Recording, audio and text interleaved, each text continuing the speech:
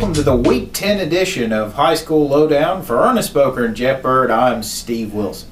Porter's Chapel will be making the trip to Manchester Academy, and they're going to have to wait a week to get their quarterback and leader back. Yeah, Jonah Master got a couple series in last week against Heidelberg Academy. He said, but Prentice Christian is such a big game for PCA that they want to keep him out one more week and put Zach Morgan out there and see how he does. Well, from the sound of it, he did pretty decently against Heidelberg Academy, and he gave the Eagles a chance to win it late. Yeah, they were tied, and like I said, Heidelberg makes that last gas drive, scores with about 20 seconds to go in the game, pulls it out, and gave the Eagles a very tough loss. St. Aloysius will be hosting Hines AHS, and it was a game that was delayed by the weather. Right, it was supposed to be played back in the beginning of September, but Hurricane Isaac had other ideas, and they postponed it. And originally they were supposed to play it on this date anyway. Whenever they got on the schedule, they got together and said, let's play it in September, when we both had a bye week. So really just putting it back to where it should have been on the schedule. Well, Hines AHS comes into this game rolling. Last week against Hartfield Academy, they had 3 guys rush for over 100 yards, led by DeAndre Selman, who needs just 1 yard to eclipse the 1,000-yard mark. Well, Hines AHS run that wing-based offense, so I think they've probably haven't even thrown 20, 30 passes this year.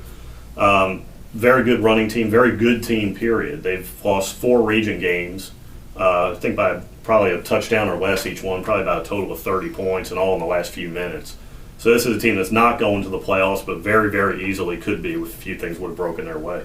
Talking to Coach Michael Fields today, he said that it's like you said, they were about six or seven plays away from being undefeated. Right, and like I said, it's going right down to the wire, too. It's not a long touchdown here or there. It's a turnover when they're going in to win. So St. Al's really going to have their hands full this week. And speaking of St. Al, you talk about a good matchup between two teams that like to run. If you're a connoisseur of running football, this is your game to watch. Right, kickoff's going to be at 7 o'clock, and it may be over by 9, so get there early. Vicksburg will be hosting Murrah in their homecoming game, and kind of like the old tractor tagline, nothing runs like a deer, but in this case, it'd be Malik Deer. Yes, he had a huge game against Warren Central, 166 yards, 3 touchdowns, one of the most athletic players in the entire Jackson public school system. Vicksburg defensive coordinator Darrell Scott, who played at Murrah, said he's one of the best players, has come out since he actually played there when he was a high school All-American. He said one of the things with Deer is not only is he a great athlete, he has a lot of has the intangibles to be a great one as far as work ethic, attitude. And he's got 2 more years to go, folks, so just think about that. That ought to be a recruiting war to watch, Ole Miss, State, and Southern.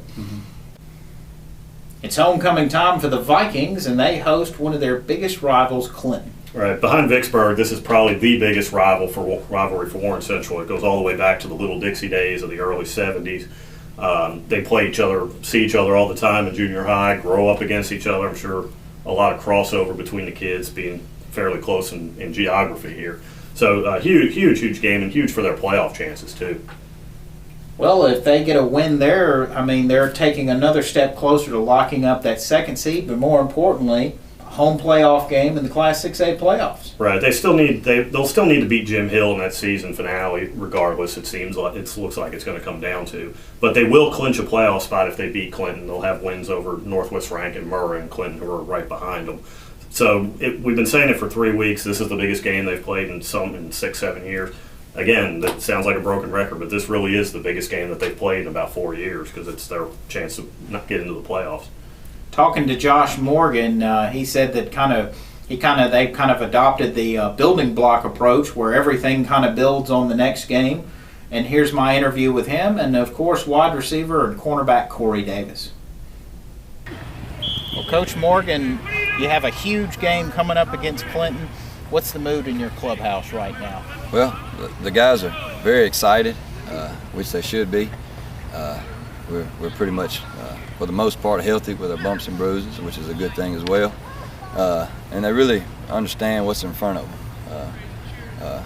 The games that we've won, especially in our district, have put us in a very good position, and now, we've really set ourselves up for, in my opinion, a championship-type game Friday. And we're still playing for a lot. still playing for a home playoff game, which is about as big as you can get.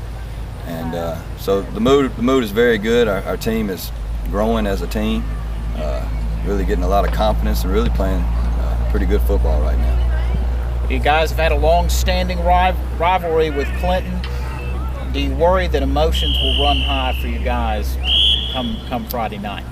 Well, worry, I shouldn't say the word worry. I think they'll be very excited. I think it's going to be an emotional game. There's a lot going on. It's homecoming. It's senior night. They're playing probably the biggest game of their life. So the emotions are going to be there, and we've got to make sure we have a good preparation week, so once things settle down and they calm down, we're just playing football, and they are very prepared to do their jobs. And I think they understand that they've played in some big games already at this point this year, which is very good for his experience. And so we got to be able to be even keel, not get too high, not get too low, and really focus at the task at hand. Well, Corey, that was a huge win for you guys against Murrah. I know you told our sports writer Ernest Boker that you hadn't made a play all night till that big interception. Is that still your feeling from the Murrah game? Yes, sir. Without that interception, we probably would have lost. But we sealed the game right there. Well, as a senior this year, do you feel like that you guys have a chance to build something special for the younger kids? Kind of a foundation, a cornerstone for them to take to the next level? Yes, sir. Yes, sir. We are seniors. We started off slow with the leadership, but then we finally picked it up. Now we got the young guys trying to lead as well. Then we got the lower class. They winning. They got a couple leaders. So yeah, in the next couple of years, we should be a great team.